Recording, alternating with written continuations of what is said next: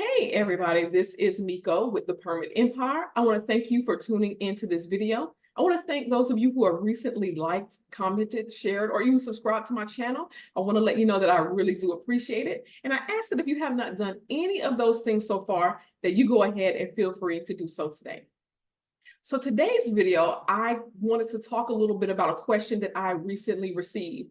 So a couple weekends ago, I did host a online permit boot camp where we discussed the different aspects of permitting, where we got in there and we were able to talk about it, right?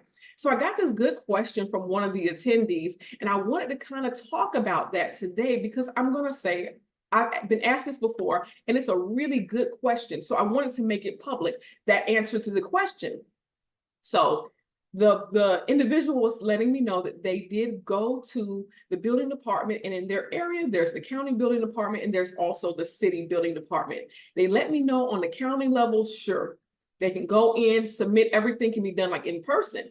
But when it comes to the city level, things have changed a little bit with that versus what's going on in the county. So I'm going to just read this off that from the email, this portion where they're talking about what's going on and how they process permits in the city. So they're saying now the city office operates completely different. They do everything online. The contractors have a login for a portal where they submit the applications and required documents. They make their payments. They also send over the approved permits via the portal. I inquired about me having an online portal login as a service provider liaison, and they said that that's not allowed. You must be a contractor to have a login for their portal. So it doesn't seem to me there will be an opportunity at the city level to run permits. That's the question or the concern that I want to address. Now, I usually discuss getting an online portal, getting registered with an online portal for yourself and for your business. However, there are some instances in some cities that just don't allow you as the individual or as the permit runner, as the courier, to have your own individual login. Some of them just only require that contractor to have the login information. Now, let me discuss that a little bit. What they're looking for is when the contractor registers their account with the city, they have a certain email address attached to that. The building department is looking for the login information to be surrounded by basically that email address. So whatever that email address was, let's say it was abcroofing@gmail.com. They want the login information to correlate with that. So like, let's say the login email will be that followed by whatever the password is. As long as you have that information, you can process permits for that contractor under their information. So you can still access it, but your client has to give you their information. That may seem like, oh, then they'll just do it themselves. There are cities, even for myself, where I am not registered in the portal. The contractor has had to give me their login information, and in some cases, I set it up for them as well. But they've had to give me their login information so that I can submit the permits online for them. And yes, they also do release the permits, the approved permits, back into that portal. But even with that being said, right, I've had to go into that online portal, download that approved permit package, and then email it to my client, or email and perhaps take it to them in person, the hard copies of it, right?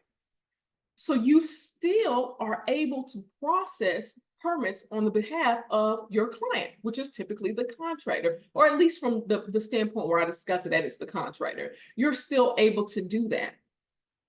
Again, not all of my accounts that I'm dealing with, they're not all under my company information or my name. They are not. I am using the contractor's login in a couple different cases to process permits to the city building department on their behalf. And I'm going back in once everything has been approved. I'm uploading, for one, I'm uploading all the documents right into that portal under that contractor's login. Once it has been approved, I'm going back into that portal under the contractor's information, under their login information. I am downloading that approved permit from the portal, and I am forwarding it right over to that client. And that's how that works.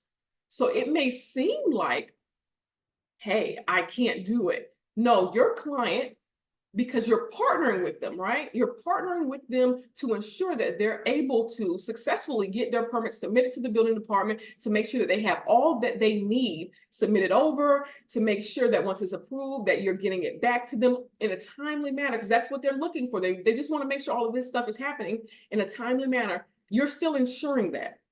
It just comes down to you asking them for their login information. That's it. So once you come to an agreement with that client, with that contractor, this is part of what they'll need to give you for that city. They'll need to give you their login information in order for you to process permits for them. They are well aware of that themselves. In every instance where I've had to go to my clients, because there's just, in my area, there's one city that just stands out, but and there's a lot of work happening in that city. However, if I'm going to process permits there for my clients, they have to give me their login information in order for me to do that. So don't let that stop you, because you'll see that happens, that a lot of building departments have different requirements. So you may see that happen. Sometimes in person, they'll require for you to have an authorized agent form, something that's signed and possibly notarized from your contractor saying that you are able to process permits on their behalf. Even that happens. So don't let that stop you. Don't let that deter you. Still go out there, market your services to the contractors in the area. Believe you me, they are aware that they're going to have to give you their login information in order for you to process permits on their behalf. Hope that answers your questions, but feel free, if you have any questions, any comments, please feel free to let me know, and I look forward to chit-chatting with you in the comments.